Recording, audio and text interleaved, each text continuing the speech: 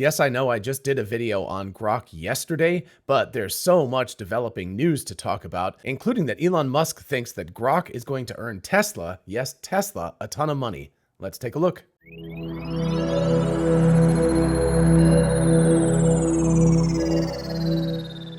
Hey y'all, it's Dr. Know-It-All. First of all, happy not daylight savings time anymore to folks in the US. I can't believe our Congress is so inept that they can't even get rid of this one thing that nobody in the country wants anymore. Anyway, so we will see. Maybe next year they'll get around to it. Anyway, I want to talk about xAI, and I want to talk about how fast this has all moved and how it relates to Tesla. I'm going to try to front load the more important stories. This is breaking news. I've got, I don't know, maybe a dozen Twitter tabs here that X tabs here that I've got open, and I'm going to try to go through them, but I know a lot of people say I bury the lead, so I'm going to try to put the lead in the front part of this. I'm also going to try to do it in real time as much as possible, because if I have to edit this thing, it's going to take forever to get out, and I think time is of the essence. So just remember, there could be mistakes. I might have to clear my throat. It's terrible weather here. I mean, it's really lovely weather, but it's bad for phlegm and everything.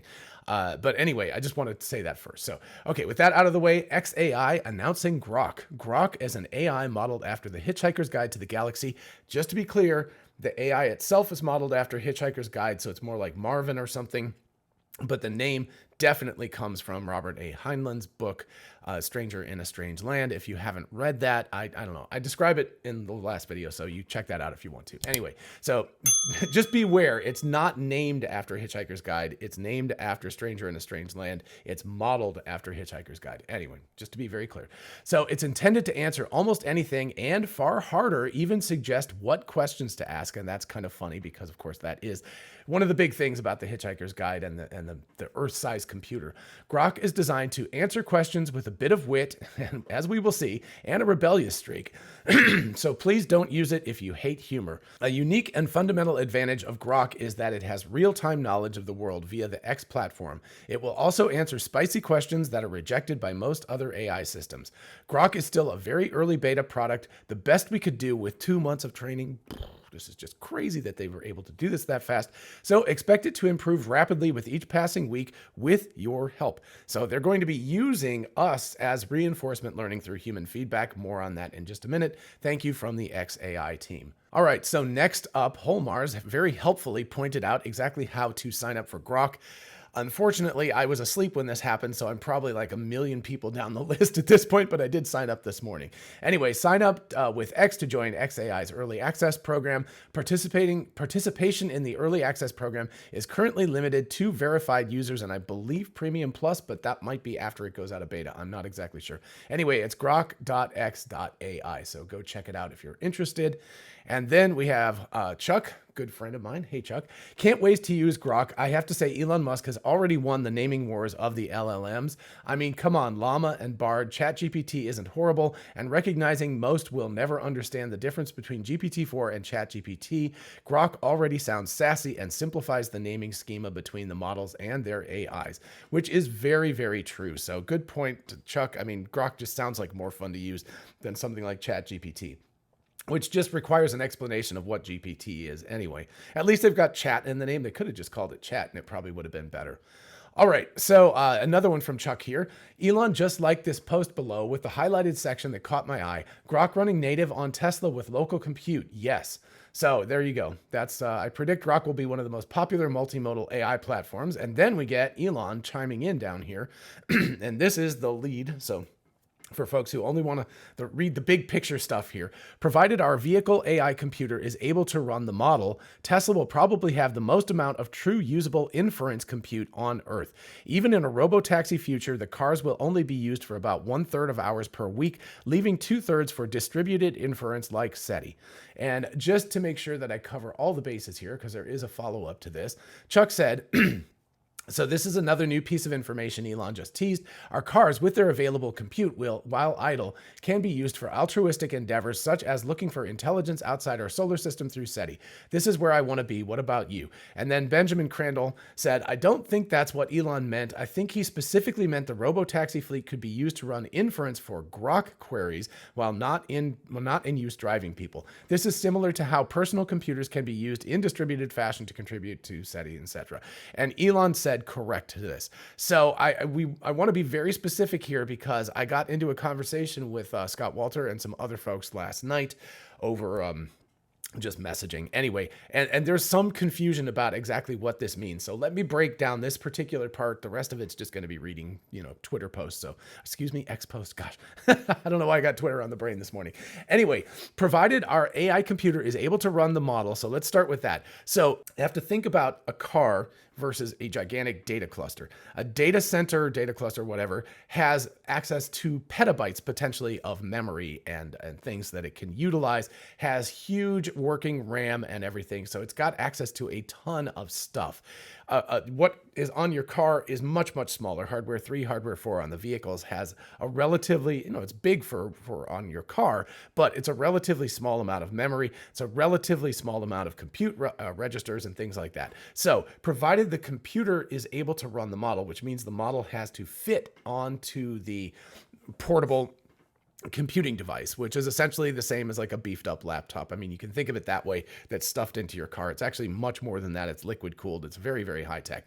But, think of it kind of like that. It's like a mobile device as opposed to a data center. So you have to consider it like that. There are ways of adjusting things like that. For example, with Llama, we've seen this already. Llama is there's quantized versions of Llama that will run on even on your phone, which is crazy. I've never tried that, but it definitely runs on your laptop or your desktop locally. So you can do that. You can quantize it and reduce the resolution of the numbers and make it fit if you want to. But that is something that is just a trick. Anyway, provided it can do that, so it has to be able to be squished down into something that fits on a mobile device, Tesla will probably have the most amount of true usable inference compute on Earth. So this was the place where Scott Walter got a little bit confused, and other people, and it makes sense because it's a technical kind of thing.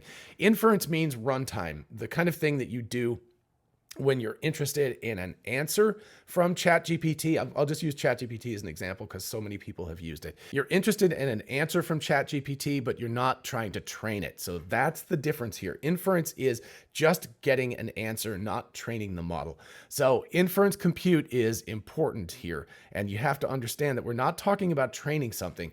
So we're not talking about, throwing out pieces of the network all over this distributed network. And I'll get to the reasons why in just a second. And then training it up using what's on these vehicles and everything, and then redeploying that model for people to look at and everything. We're looking at just the inference engine, and it has to be able to be squished down. So Llama is actually a pretty good analogy, or not even analogy. It's actually kind of an antecedent to this.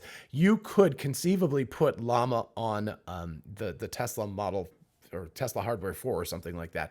And it wouldn't even have to be quantized that much to fit on there, I believe, because of the amounts of memory and compute and everything. But anyway, you put it on there, and then you would be able to ask your car. This is assuming that you were green the only and you could hack this stuff. I can't do that. But if you could get access to your car directly, you could put something like Llama on there, maybe not the 70 billion parameter model, but maybe one of the smaller ones. And then you could actually access it. You could interface with it, and you could ask it usable questions, and you would get usable answers. So that's what we're looking at here. And that will be what Grok will be able to do on here.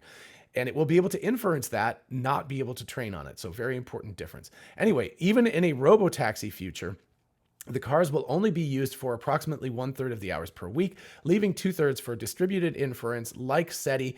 Now, I think what Elon was talking about was just saying that it will be like SETI, right? It won't actually be running SETI. I did SETI at home for ages. I also did protein folding at home for a while. So you can do stuff like this, and maybe it would be able to be used by this. But I think more specifically, given the next post that Elon said, or not Elon, but agreeing with Benjamin Crandall here, is that it will be Grok queries. So what we'll see is Grok being able to be utilized on these cars.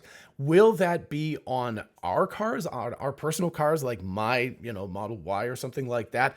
I would assume that would only be through permission because, and under maybe some restricted circumstances, like the car is plugged in or something, because it will take battery power. Now, it might not take exhaustive amounts of battery power, but it is going to chunk on your, running these things at max capacity, which is what you're going to have to do to make them operate as answer givers for something like a large language model, or even more than that, operate on images or video or something in the future, it's going to take a lot of power. Now, compared to driving a car, no, it's not going to take a lot of power, but it is going to take a lot of power and it will drain your battery.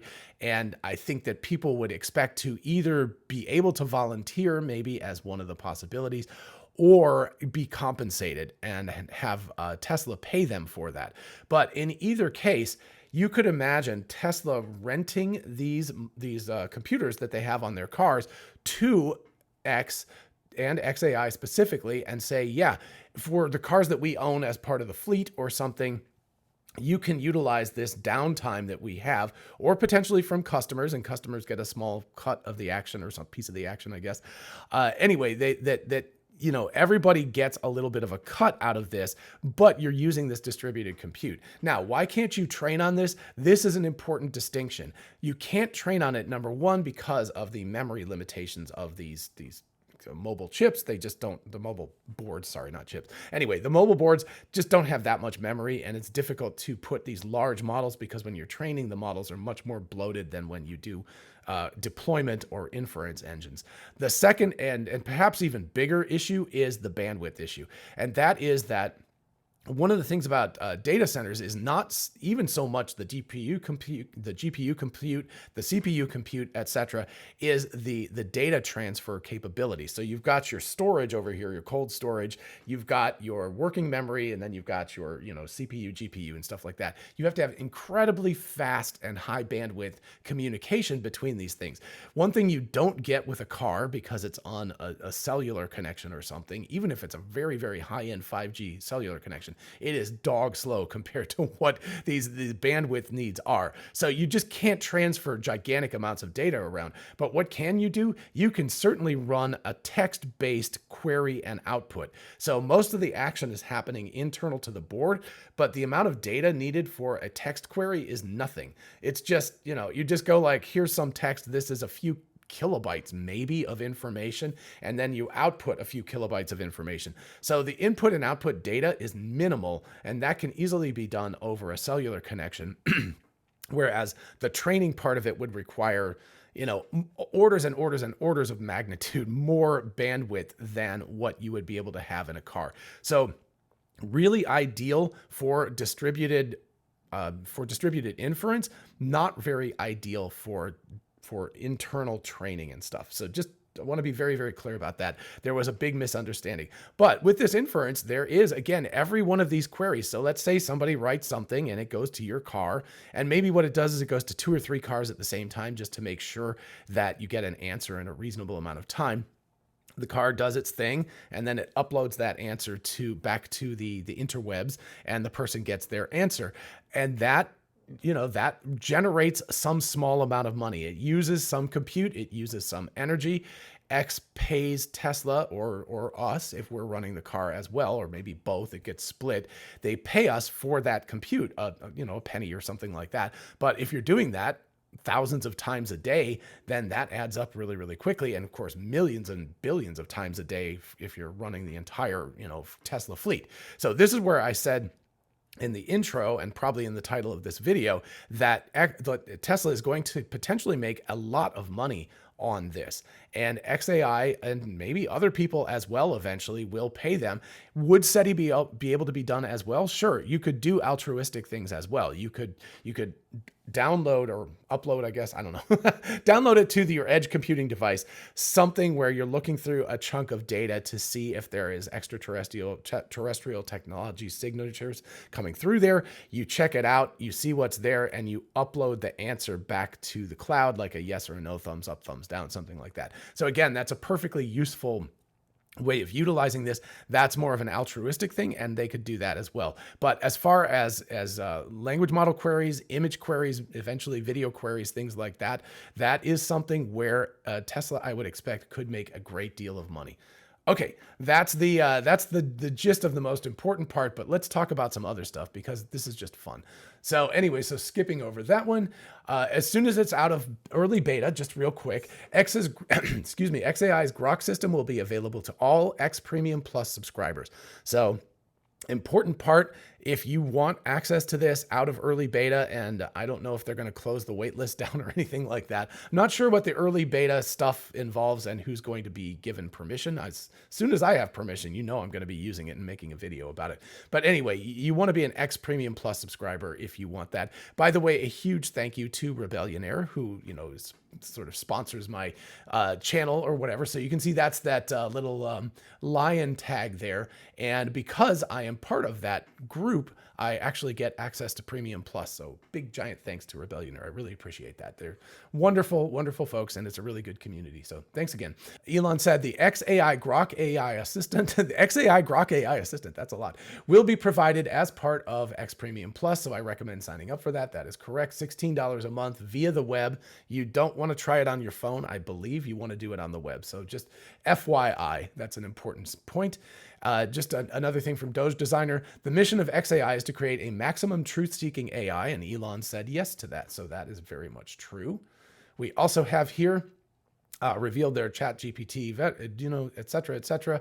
One of the things, and I did this in my video yesterday, so I'm not going to pause on this, but you get this sort of real-time stuff. It gives you information about things that I can't even say on YouTube at this point. So there's a lot of really interesting stuff. But one very, very important point here is that we've got some more details on Grok, and I think there's, again, a bit of a misunderstanding this.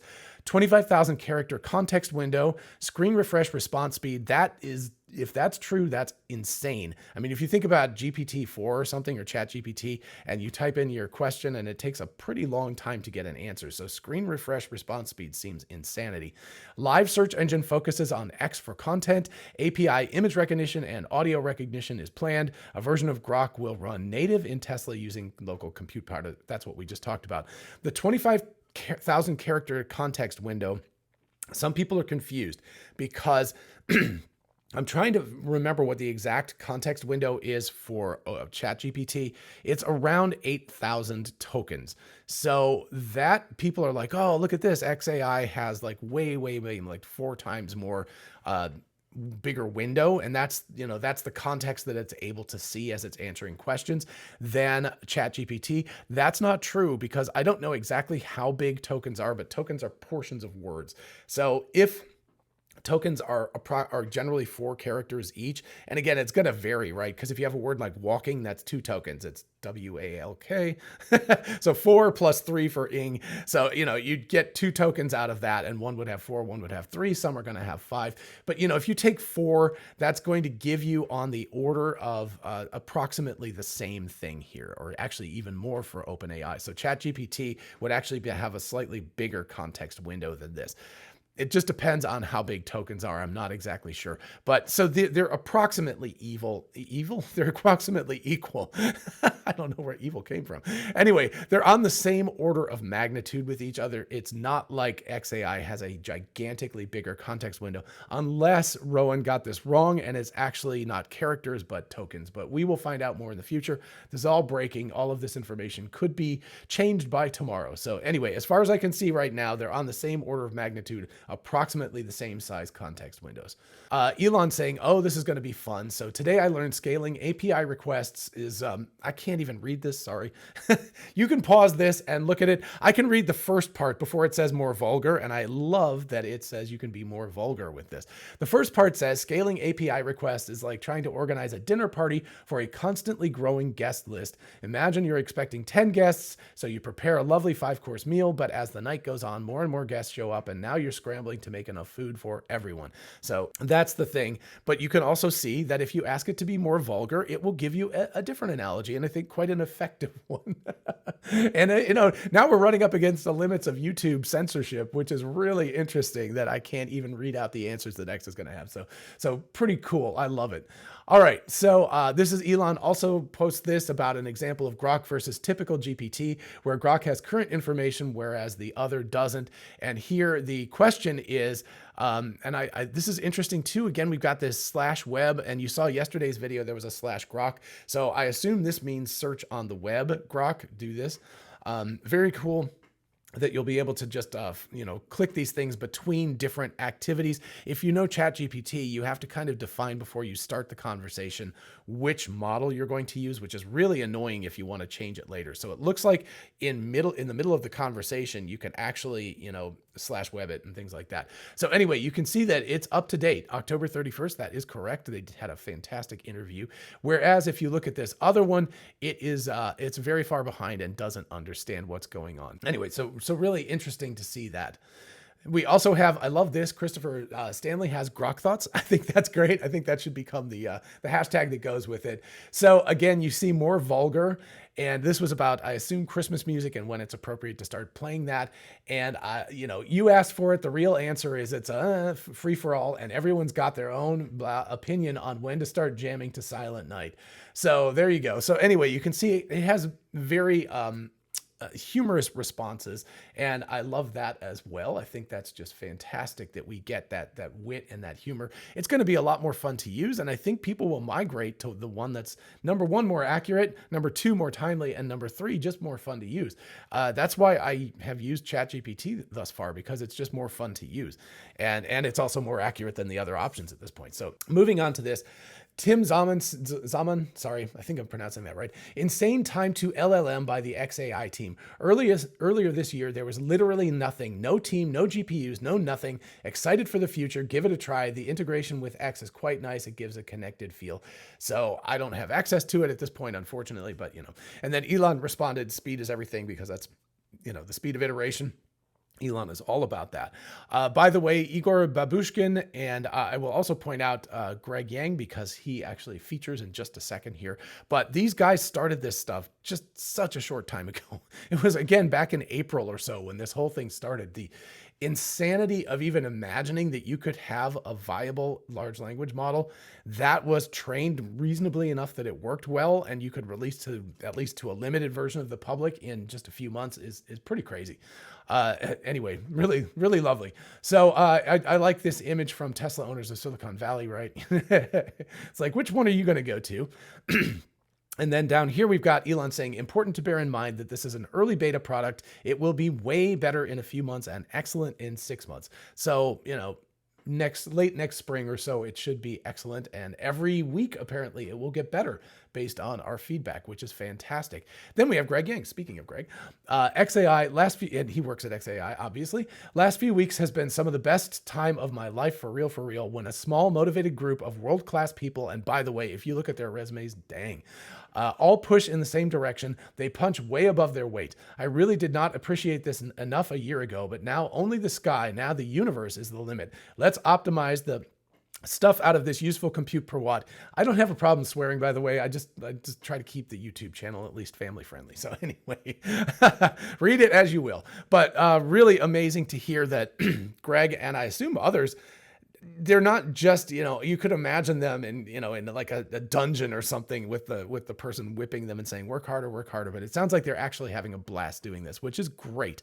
I would love to think that these people are enjoying this and having the time of their lives and working really hard, obviously, but also having a fantastic outcome. And man, what amount of freedom that you get in this versus all these other companies. He used to work at Microsoft Research. Sorry.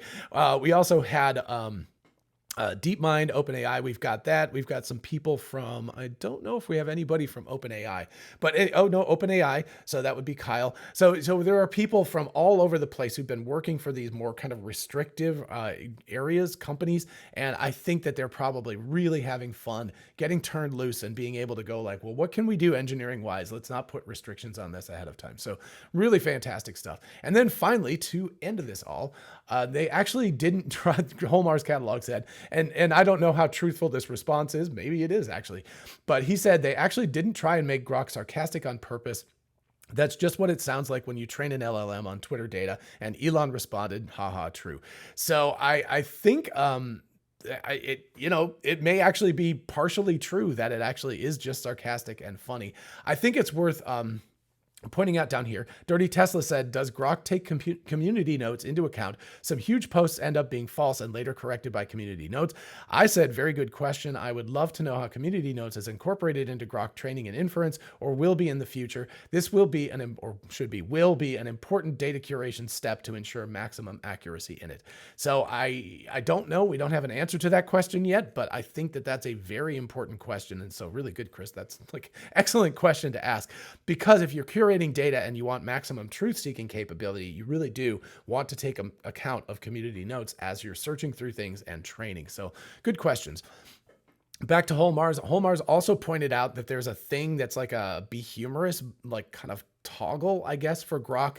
Again, we don't have access to that yet, but apparently you can turn that on and off. And he asked who would not want to have the humorous version on. So yeah, that would only be very boring people who would not want the humorous version of Grok on. But anyway, so that's what I got. All over the place. It's a developing story. Like I said, things are just, they're out there. They're happening quick. So that's what I got. All over the place. It's a developing story. Like I said, things are just, they're out there. They're happening quick.